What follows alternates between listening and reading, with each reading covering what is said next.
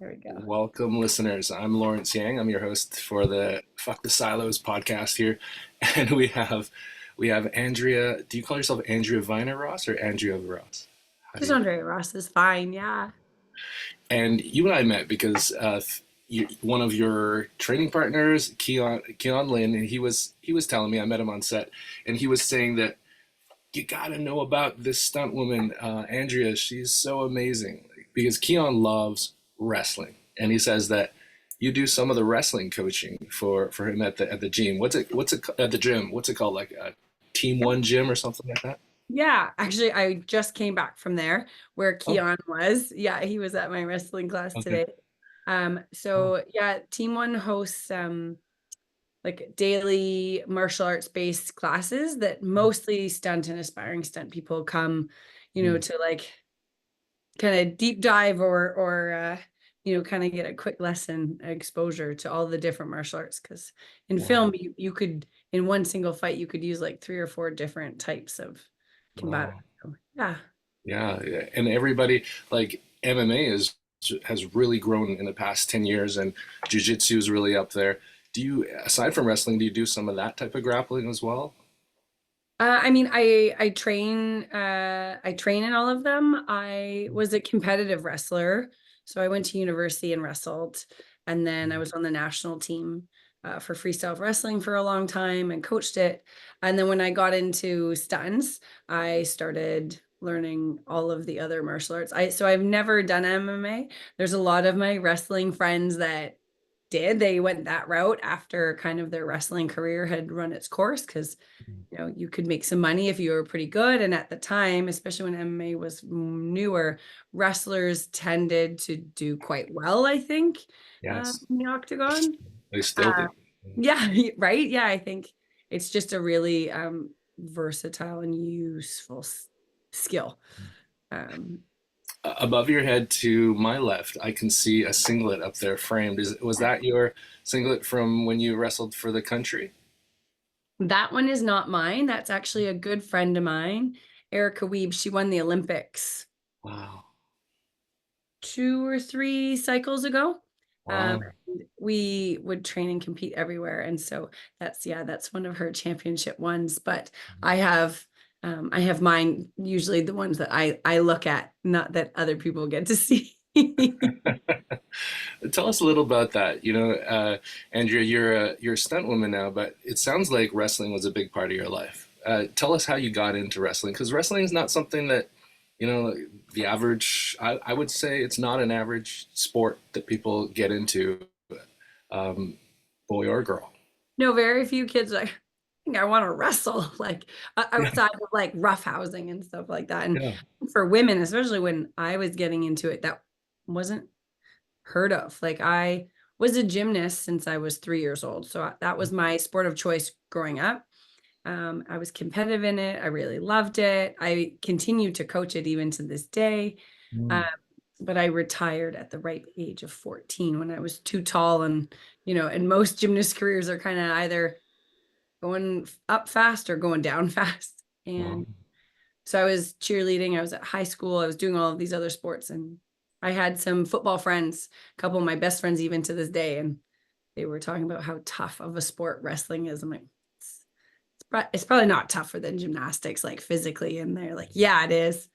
I was like, well, I want to try this. Like, so I showed up to the high school wrestling tryouts. I managed to convince one of the other cheerleaders to come with me. We're in our like cheerleading, like training outfits, and we're at like the first day of wrestling practice. And I fell in love. I was like, this is the like one of the hardest, most physically demanding, sports I've ever done. Like, and gymnastics is hard, especially at a high level. But wrestling, you needed to be fast, but you also needed to have endurance. You needed to have power, but you also needed flexibility. You needed agility, but you also needed like a finesse. Like, it was just, it kind of required every part of your body, every energy system. And I just like friggin' I loved it. And so yeah, I started out when I was in high school, and there was only myself and maybe like one other less. I don't know if they were there the whole season, but one other girl, my first high school season, and I was so hooked. And by the time I graduated high school, I was the captain of a 23 female team. Um, yeah, so it just kind of like, and not because of me, I think because of I was just there more at the beginning of the sport developing, and my high school team was so like inclusive, and it was like it was just like it was a good team to be on. So What school was that? What school did you grow your wrestling? yeah, it was back in London, Ontario. So that's where I was born and raised. And I was at CCH. And I had a couple of wrestling coaches there that just, to this day, like Dave Mottram was my most recent high school coach that, I'm still in touch with occasionally. And Mr. Cercelli was the head football coach, this like giant Italian man with this like big smile, but like, everyone straightened up when he walked by. He was the coach. And I remember when I first walked in, he just kind of giggled at me, being like, what is this cheerleader doing to wrestle? And you fast forward and I graduated and I got to I went to the University of Calgary to wrestle on their varsity team. And Mm. yeah. So, you're very unique. It's rare that a cheerleader goes in wrestling and finds it really difficult and loves it. Yeah. But I guess I guess you've grown up loving doing challenging things with your body. So cheerleading, gymnastics, wrestling. What do you think grew that? Was it just a natural ability to be able to see something and then try it, or was there somebody coaching you that really gave that confidence in you to say that I can do hard things? Ooh, that's a good question. I'm like, how meta do we want to go on this answer? No, I don't know. Uh, Okay, very meta. yeah, let's go deep. Um, well, okay, one honest share. I think sport for me was it kind of saved my life in a lot of ways. It provided me a really healthy outlet when things in my life growing up were really challenging, whether that was, family life or, that things were things were not streamlined there. Things were pretty chaotic. They were really hard at times, and even I would say traumatic. And so, sport for me was that safe haven. It was something that I excelled at because I could dive in and I liked working hard. Wouldn't even necessarily say that I'm naturally talented. I think that um, I think I learn fast because movement really just excites me. And so, yeah, I think that is what it was. And, I know wrestling was just this like beautiful, emotional, physical, like release and outlet. Because when else can you just put it all out there in a little ring against another, human? Um, and so it was quite cathartic. And so I think that was where I found it. Like the harder it was, I really did kind of like grind through my like challenges in life through sport. Which by the way didn't always work, but I try like, but at times like it did. And then you fast forward after like I didn't make the Olympics. I tried really hard, but I didn't. And finally I said, okay, I'm time to, hang up the wrestling boots. What else is out there? And I was running a gymnastics center and I was competing in parkour and free running. It was like, a great movement sport. It was new, it was exciting. And um, yeah, and that's when I found out that like you can get paid to do that in film. Like that was the first time I was like, oh, all my athletic skills can be like packaged into one, one career choice. And so that's when I pursued stunts was I treat it like being a professional athlete. Wow. So you started off in Ontario. You ended up in wrestling in Calgary, and then was it right after that that you ended up in movies in Vancouver? Is that the order? Yeah. Yeah. University in Calgary, I was running a gymnastics center there and yeah, and doing parkour. And then I just packed up. I had a lot of support from my boss actually at that job who thought that I needed to follow my dreams. And she was very supportive. We're really good friends to this day. And yeah, I drove out to Vancouver, knowing nobody, knowing like having no idea how to get into stunts, just that like I wanted to. And so it took me a while to like meet the right people and train in the right places and learn like enough of the skills. And then I got my lucky break, and I've been so fortunate ever since to be able to make a living off of doing something that, brings me a lot of joy. Tell us a little bit about that first project, the first project in film that you got your feet wet in.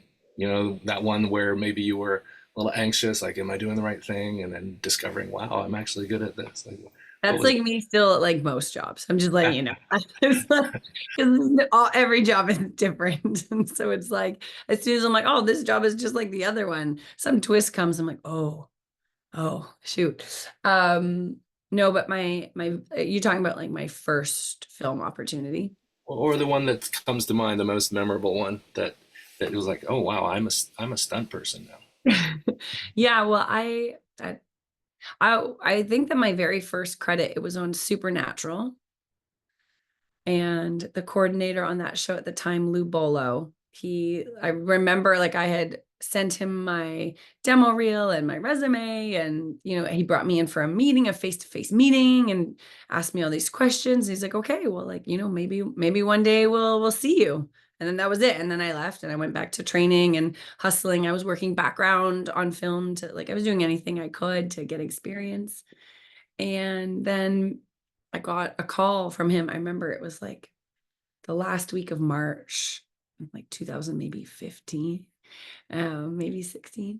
And no, 15. And he was like, today's the day, Andrea. Like, are you available? Like, I have a job for you. And I was like, anyways, and it ended up being like a few days, and it involved being on wires.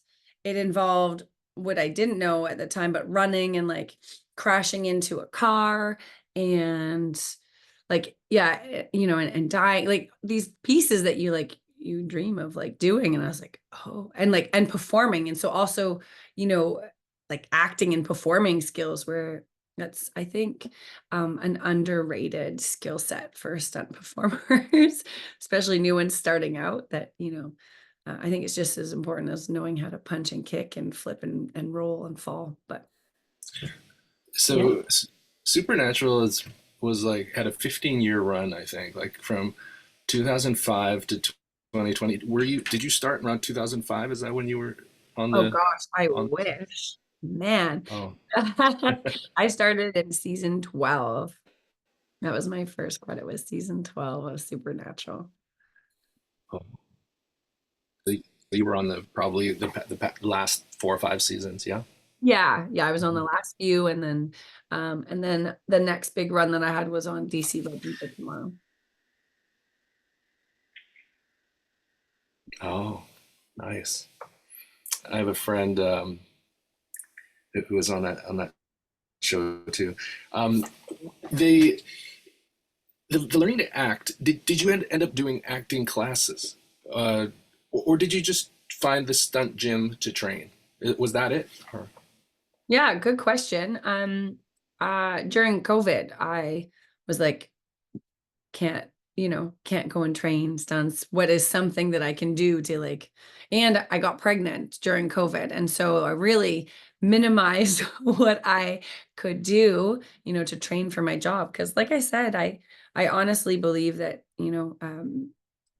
stunt career is like being a professional athlete, and because we have to kind of be good at a little good at a lot of things, and so acting was one of those things that I could do from home at the time because everything was over Zoom. Could do it while I was pregnant, and it was something that I always knew was an important asset to performing, whether it's stunts or just acting. So that was 3 or 4 years ago that I started.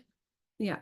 And I would say it's helped me immensely because that's your background, right? Like that's where you're in on the film world, on the acting side. I just started in background, so Mm. I did my first background thing, and that's where I met Keon, and it was such an interesting experience on the set of Smashing Machine with Oh, Keon. fun. Yeah, Yeah. cool. So so it's you've gained so many different skills, Andrea, over the years. You know, you've learned so many physical talents and abilities. Your resume sounds like it's going to be super long. Um, how do you how do you pitch yourself? Do you ever find yourself pitching yourself like, this is me, this is what I'm good at? Like, how would you do that? What are those things that you really try to highlight that make you unique in this industry? Mm. Um, that is such a good question. I think my answer would be like twofold. I do like I consider myself like an acrobat and mover. So like if I were to choose an area of like excellence, it would be like the gymnastics, parkour, wrestling. So, that kind of movement. Um, I got in kind of the long, slow way by slowly building relationships and letting, whatever job I did speak for itself to the next one. Um, yeah, I think, and now I really like, I think now I would say, I hope that I'm a little good at a lot of things, and that the hardest thing for me to summarize is that I learn things really quickly. And so even if like I may, suck at something, my ability to like look at the mechanics or to like go through the progressions and learn something quickly is, and that doesn't, it's hard to put that on a resume. It, it Learn, is. learn shit quickly. Like, they're just like, But it's so, also one of the biggest assets, you know, that the growth mindset, that beginner's mind that you've mentioned to me before. How do you think you developed or cultivated that mindset that sees something hard and has that self-belief to like break it down, to chunk it down to its building blocks, the progressions as you called it? Mhm. How did you learn that? Is it just through all the different things that you've learned? um, You know what? I think like that white belt beginner's mindset, to be honest, I had to cultivate it myself because I sucked at it in the beginning. I mean, I was an elite athlete, like a competitive gymnast from a very young age, where every habit, everything that we do, we've learned before we realize we've learned it. And then when I got into wrestling, because my gymnastics background helped, I picked up wrestling, fairly quickly. Um, and I would say that my mental game, like the psychological athlete, was pretty weak during my wrestling career. I think if I knew now what I did about mindset training and, and getting out of my own way and beginner mindset and that fear of failure and all that, had I had, been able to hack that while I was a wrestler, I feel like I would have been just, way, way more successful than I was. It wasn't until stunts where I had to get comfortable being crappy at something. And luckily, like being hungry enough to want a stunt job and knowing that I had to learn these things to get there. And so I had to, like, I really did force myself to become okay with sucking at something. And that I learned through all my years of being an athlete that by just doing a little bit of something consistently, you get better and you progress. Like, and I've seen it through coaching parkour. I've seen it through, doing sports myself that, the person you show up on day one, you're only that for day one. And, you know, the infinite opportunity to excel. And that it doesn't actually take much. It really, for me, was just showing up consistently and by not being afraid of messing up or not being afraid of the process of like, maybe you're going to suck at this for a while, but like, how bad do you want it? How bad do you want what's on the other side? And my answer was always like real bad, so bad.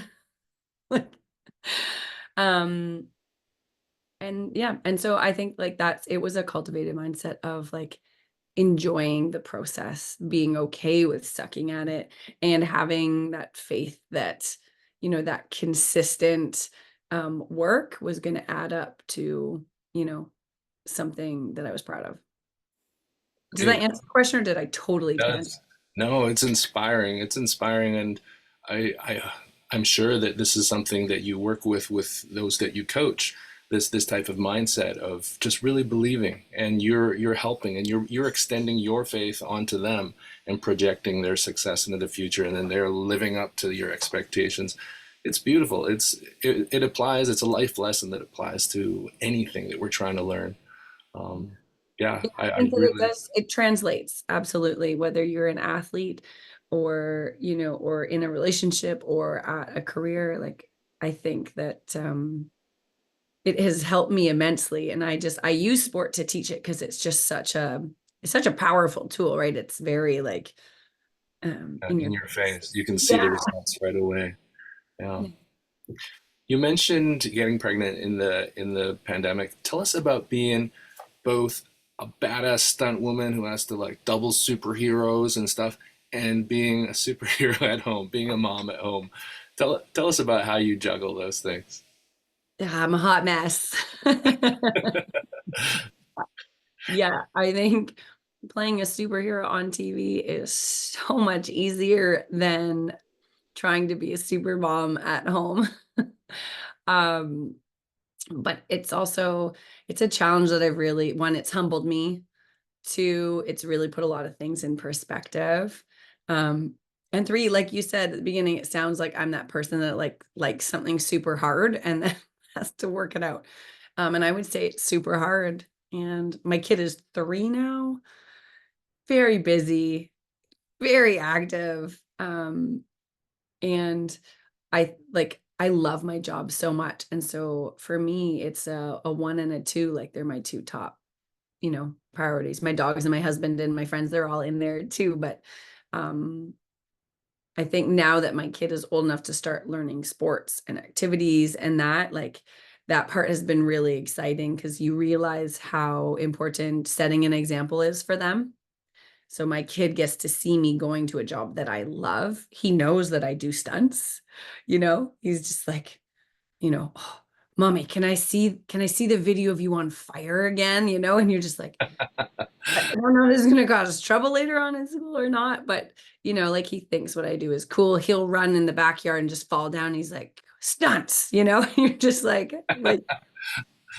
so, I think that part's pretty cool and exciting. But yeah, being a mom is hard. Hard. And without a lot of good help, it's hard because you can't, and what I will say is out of that, I've had to give up trying to be a total super mom because, I have a partner that does a lot. We have a nanny, we rely on grandparents.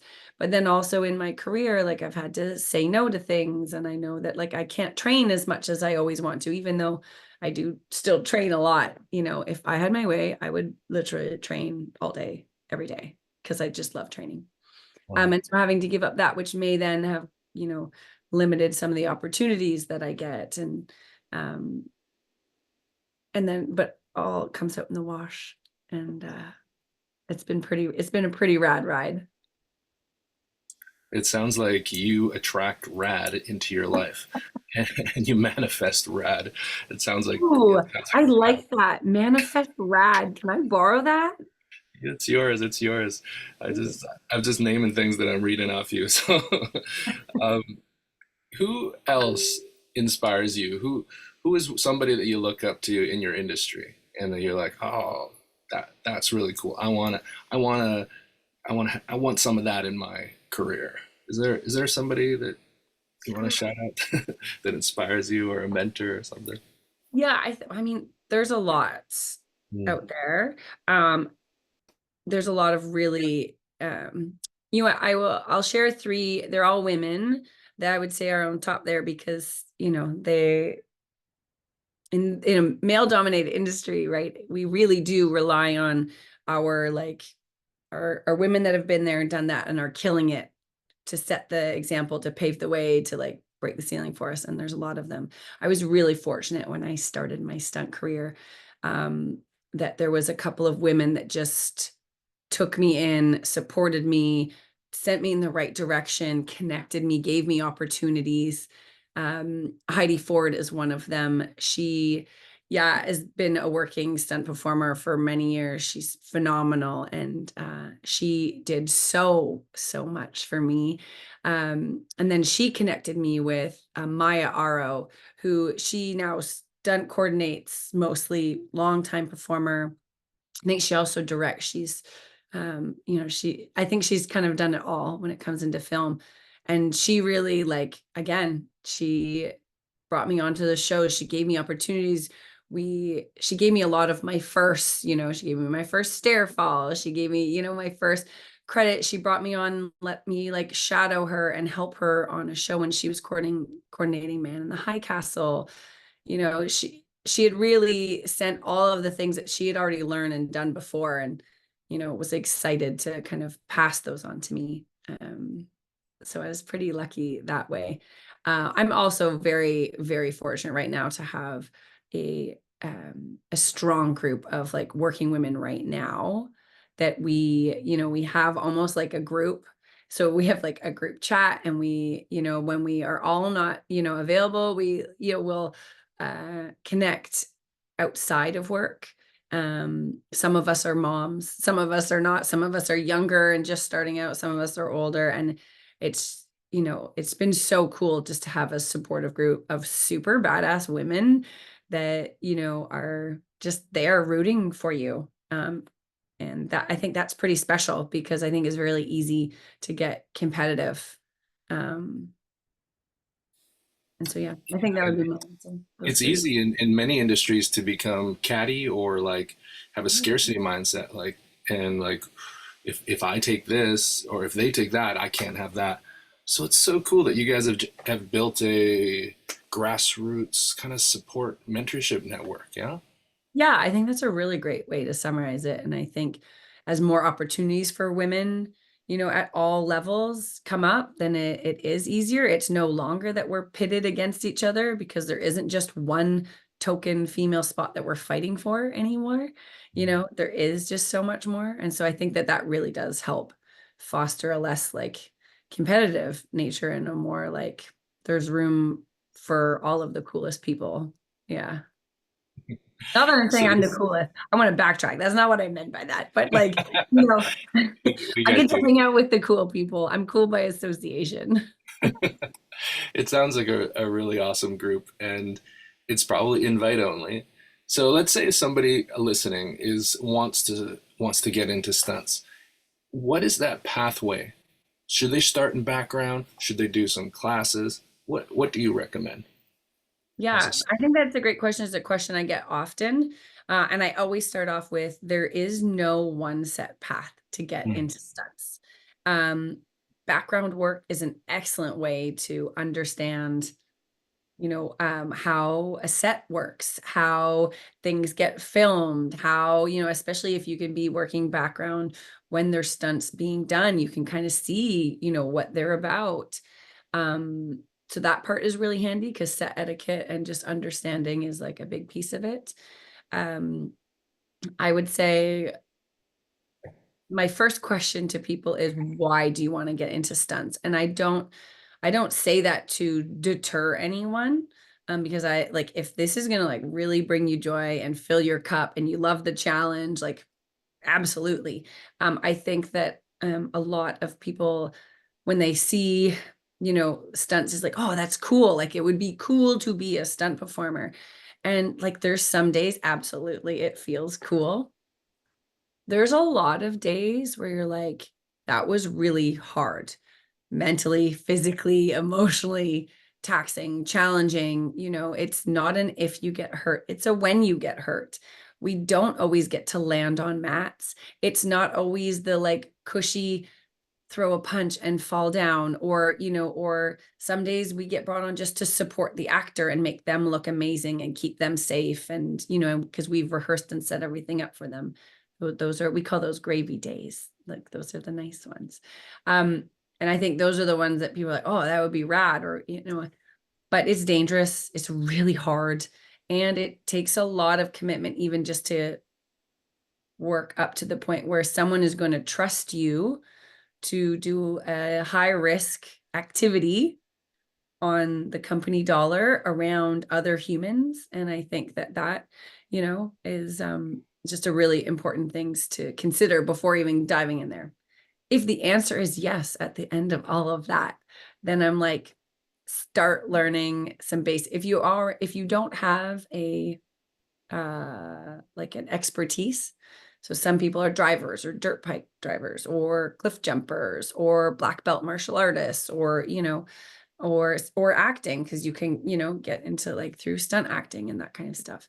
If you don't have that, then getting a general skill set of learning how to fall, some basic fight skills, basic aerial awareness. So like whether it's trampoline or gymnastics or parkour, like knowing how to move your body confidently, and where it is in space and all of that. And then learning basic kicks and punches and learning how to fall to the ground, because I think that might be 80% of my job is falling down repeatedly and then getting back up and falling down again, but there is a like technique to it so that you can do it 15 times in a day and, still walk the next day. Mm. Mhm. Tell me a little bit about, you mentioned the physical exhaustion sounds clear, and now having been on set myself, some of the hours are really, really long, and the weather elements can actually really get to you. Because if What you work background, you've experienced that because, you're doing the things. Yeah. what about the emotionally challenging parts of stunt acting? What did you mean about by that? Yeah, I mean, like our job sometimes requires a high level of focus and proficiency. Mm, And when you're doing that, and it's just you, that's a different story. But when there's 40 other stunt people all doing their own thing, but at the same time as you, and, and you're on set for 12 hours and everyone has a different process, everyone has a different level of awareness, all of that. And so you're managing people's energy, you're managing people's process, and you're also protecting your own because you want to, and so it's a big juggling act that,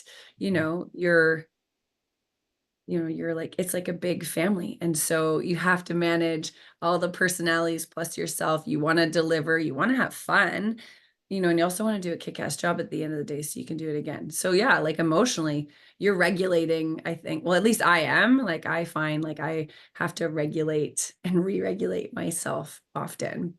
Mm-hmm. yeah. The way you speak about this, the emotional management and energy management, self-regulation, nervous system regulation, it sounds like you've done some schooling or done a lot of therapy. are, are either of these two? It's the Oh, second one. Not a professional, paid for a lot of therapy. Yeah. And I'm so open to building my emotional intelligence just mm, as a human on this planet that has to get along with a whole bunch of other people. mm, Yeah. And so I'm fascinated by it. It was almost like another sport for me, mm, one that I'm never going to master, but I'm going to try really hard. mm. You've spoken to us a little bit today about some of the challenges in your family growing up. Is this how it was potentially traumatic, and how sports and your body movement is your therapy. It was your safe haven.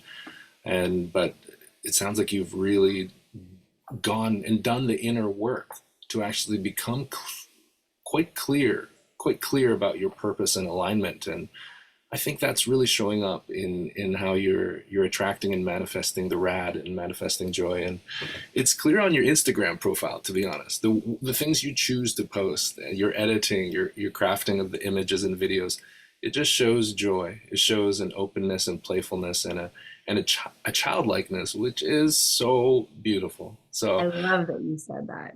Yeah. oh, I'm I so think stoked. I think we need to be playful, and yeah, we need to find and pursue joy. I think, it's harder for some than others, but I just think I mean, our lives are way too short to not at least pursue it. And I feel so unbelievably fortunate to have had the opportunity mixed with, I'll say, hard work, to find myself in a place that has a lot of joy and contentment. And then I get to talk to really, really interesting people like yourself, and like that we get to connect and just, Yeah, go through our journey. And I'm going to see you on set one day. It's going to be so cool. it'd be amazing. You know, it is a high risk job that you're doing, and I hear every year about people who have died doing stunts. There was a one downtown, like a motorcycle accident a couple of years back in Vancouver. Occasionally in the credits of certain movies, you'll say, this is a tribute we recognize, or the passing of one of our stunt people. How do you reconcile that? I'm sure there are jobs and projects where you think about your mortality, and how do Yeah. you push through? How do you push through? Yeah, I think that's a really like beautiful part of our job to touch on, because that is the reality is after we've had safety and precautions and rehearsals and and mats and and everything analyzed, there is still always a bit of error that can occur. And rarely is the error life and death, but it absolutely can be. And there are times where I will go into jobs and be like, this is a spicy one. Like if something goes wrong, something could be bad. And I think to not acknowledge that would not be doing my job well. Um, I have not been in a position where I have been at like, I know friends that like have done jobs that they're like, if this cable snaps, I die, or if this goes wrong, if I'm not in the right place at the right time, this thing explodes. Like I have been pretty fortunate to have not fortunate, because like I also want those jobs. But I count it as a very rare occurrence, because the people I work with, I trust. The coordinators that hire me, that I say yes to, I'm lucky to be in that position where I, will say yes or no, are incredible at their job. And I trust them implicitly with my life and, their processes. And at a certain point, once you've done all of your due diligence, you kind of just have to be like this is it. I mean, it's no different than, when you go surfing in, in Hawaii, and you're like someone just died, a surfer just died by a shark attack. You know, would he have, like a professional surfer, I think, um, like very, very small chance of it happening. Is that going to stop him from going in the water every day? Probably not, you know. I don't know if Yeah, that's a good analogy. That's just fresh in my mind because it like just because happened. you're in your joy. You're in your joy, and you're going to have hope, and you trust your teammates, and you Yeah. just make sure that you make the best choices you can. And in every moment in our lives, we have risks to our mortality, and we often don't know. Well, no, well, we never know. Most of us don't know which day will be our last. So I yeah. really love that. I think I'd love to summarize what I rambled on about, of like there's only yeah, there's just only so much we can worry about. And I really have come to a point in my life that I refuse to let fear dictate my actions alone. I think I use them as a warning sign, but that they're not something that Mhm. guides my decisions, because that's not a life of joy, is when fear is making those decisions for me. And you could choose to pass on this question, but does your partner kind of support you in this dangerous job, or do they like, no, spend more time with me? Like, That's such a fair question. Um, no, he honestly, he loves what I do. I think there's even a little bit of like envy, because he's an extreme sports ooh, person himself. He's like he's exceptionally athletic. We do some of the same extreme sports in our free time, you know. I think he just, likes me home. And when I'm working, I'm gone for like 16, 18 hours a day or in another city for 2 weeks or, so on and so forth. Um, but I think he trusts me, to assess those risks and make that call. And he's very like, yeah, aware of what the job, it'd be like me marrying a firefighter, right? Like, be like, you really love your job and like, it's pretty cool. Um, but like, there is always that small chance that that is no bueno, Yeah. Now, do you guys have special insurance? Like, is there a stunt person insurance that's different from anybody else's insurance? I know that there is for film productions. So film productions have to get their own insurance when there's stunts on set. Yeah. And so I know that like I don't have personal like special stunt insurance. I'm sure my premiums are probably higher than the average bears because of it. But to my knowledge, know that when I'm doing stunts on a set and the set is done its proper procedures, their insurance covers the risk of our job. Hmm. Yeah. So when I go out and play on my own time, I'm liable for that. Have you had to like avoid certain sports or activities that are more injury prone just so you can preserve yourself for your job? Have you had to miss out on some things? Um, I would say no, I haven't missed out on them, but I have definitely held back, I think Hmm. is maybe a better way to say it. Like I live in Squamish. Everybody mountain bikes. The 3-year-olds in my son's daycare like mountain bike. Um, and I've had some bad crashes on it, and I'm not that good at it, but it's a great social activity, and so I'll still do it. But I'm not I'm not pursuing it like I've pursued parkour or wrestling or anything like with an intense fervor to be like the best at it. That's not, and same with skiing. I would say I love skiing. But like a bad crash or something like you can blow out your knee and then you're done for I don't know how long, right? So I do them to enjoy them, but yeah, to me, the enjoyment I get from them does not match what I get from my job. So I hold I back. loved your recent video on Instagram of you sliding through the mud in Squamish. That's amazing.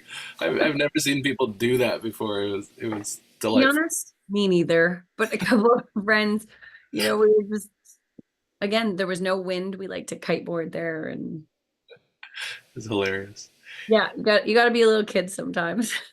In the course of your work, have you sustained significant injuries already? Yeah, I mean, I think that uh definitely had enough bumps and bruises and tweaks and aches and that to like kill a bit of fun for a minute. But like I broke my wrist last year. That was less fun doing a fight scene. I got kicked really hard and broke my wrist. I was back pretty quick, luckily. Um, but to be honest, I got more injuries doing sports and doing silly things outside of film. I've been pretty lucky. Yeah. No, I haven't. Mine is being pregnant, which was listed as an injury on my insurance so that I could get coverage while I wasn't working. My doctor literally wrote, Andrea is pregnant and this is considered an injury to her job, like blah blah. I would Interesting. say that's the longest time I was out. So I've been knocking on wood, pretty lucky. You mentioned travel for a job. Sometimes you have to travel 2 weeks at a time or whatever to go and set outside of the country. How often is that happening for you? And what's the coolest place that film has taken you? I do not have a fun answer for you because I haven't worked abroad yet. That's the dream. That's the goal. I've had a lot of friends that got to do that. All of my work has been in Canada, but I've worked across the country, which has been pretty cool. Um, I'm hoping to get my work visa to go down and work in the States. I go down to LA often to train and play and just take in the vibe there, which is pretty awesome. Hollywood is pretty magical. But yeah, so like maybe next time we talk, hopefully I'll be like, I just got back from working in Europe. I'm Just gonna got start back from Budapest. manifesting that right now. Yeah. Yeah, I can see you in Budapest in the next Oh, foreign series or something. I mean, yes, please. How long do you see yourself working in stunts? I mean, you could do it. They need stunt people of all ages. Yeah. How long do Yeah, you? I think as long as they'll hire me to do stuff, as long as I feel safe doing it, like as long as I trust my body to like do the things and deliver, as long as I'm healthy enough to do it. And honestly, like I think that that would just be so cool to be like some badass old lady stunt woman that can still do selective things like, you know, really well. Like, yeah. There was actually just a movie being filmed, and there was um like from a stunt family, and the mom, who's now a grandma, she did this really big gag that like the whole community has been talking about, and you're like, okay, like new life goal, you know, new life goal. um, Wow. so yeah, I would love to continue performing as long as I can, and as long as it's like exciting. I would love to like start opening the coordinating doors and like that, but right now I love performing so much, so I'd like to do that while I still can. Yeah. You've been a stunt performer for 10 years now. Is that right? Or Probably shy of that, like 8 or 9. Yeah. Yeah. would you say that you got into it at the right time in your life, or would you wish to have gotten it earlier? Not that you have a time machine.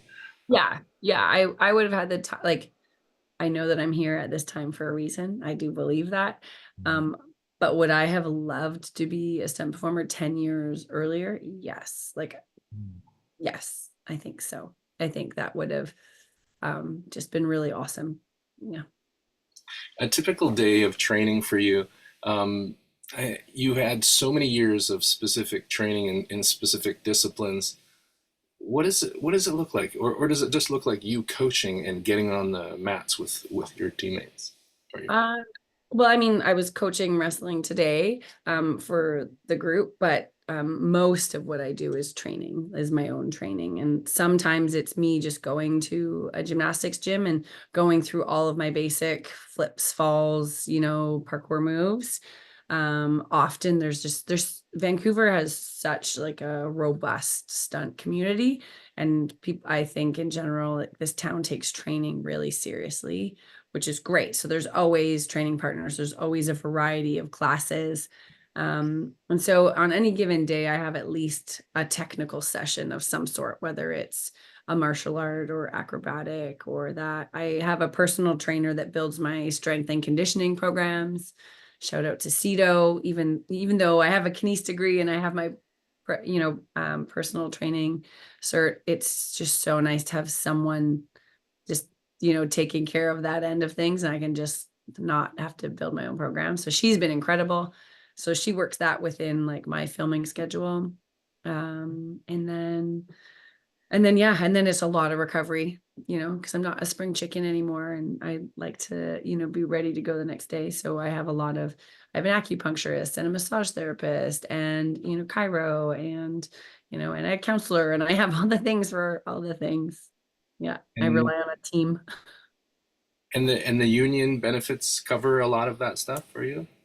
Yeah, we're really lucky that the union benefits cover quite a bit of it. I would say that how much I use them, that there's a lot of out of pocket expense, just because I prioritize that um on a regular, like more as a maintenance than a, you know, a treating.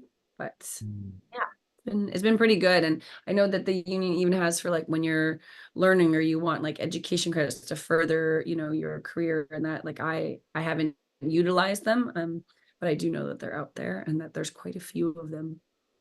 Yeah. I have just two final questions, and of course you could share anything after that. Were you always called an adrenaline junkie or a daredevil? Is that something that your friends called you or your family called you? Is that something? Never. What? Never. Never. Never. Yeah. Never. They did not. My husband has been called all of that, and he's not in stunts. I was never, yeah. I was called, well, I was definitely called like crazy before. Just because, you know, I was, especially when I was like doing parkour and practicing and competing and, you know, and participating in that sport heavily, I was a lot older than most of the other people. And so, you know, that's a more extreme sport. And so, yeah, I was always called like wild for doing that. Um, but even in stunts, like, yeah, I think it's more like wild and crazy is what I get, to fathom that I would sign up to do those kind of things. I do know that, there's a lot of people that are adrenaline junkies. And I would say that I probably am. Like I love the rush of like getting so amped up after doing something cool. Like it is addictive. It is, it's pretty awesome. I would say that I spend a lot of my time actually trying to manage my adrenaline when I'm working so that I can like do a good job, really trying to like chase, they refer to as like flow state, or some people refer to as flow state. And so that, you're at a level where you're not too excitable, but that you're amped up enough that, you're working at your peak performance. But the feeling after you worked that high, or that like that runners say they get like runner's high. I would say Mhm. like stunties get like stunty high. Like I don't sleep for hours No after way. a good Oh, day on set. Like I will drive home after, 16 hours. I'll be like not sleeping for a few hours. wow. I did not realize that. So yeah, so you completing something really hard and doing a great job at it can actually, keep your it's not your adrenaline, but just keep your dopamine really high that Ah, absolutely. Yeah. and regulating the adrenaline, is that just breath work? Is that just breathing and I think everyone has different ways of doing it. I mean, definitely for me, awareness, breath work, focus, and then, yeah, whatever those little tools are. And for me, it's being confident that I've rehearsed. I know exactly what I'm doing. I know the counts or the steps or the choreography, or that I've just, convinced myself that I have done everything I need to be able to do to make this work. And then I literally just kind of just stay focused at, and then it's for me, because I can get too excited and amped up. I go, okay, it is what it is now. You're going in like, and just like, and I literally have done that sometimes where you just like, for me, because I can get so amped up. And so it's just trusting, like, I'm going to get to the other side. And then the director yells action, and I'm like, and then he yells cut, and I'm like, what just happened? you go into automatic? Wow. And you Yeah. do it.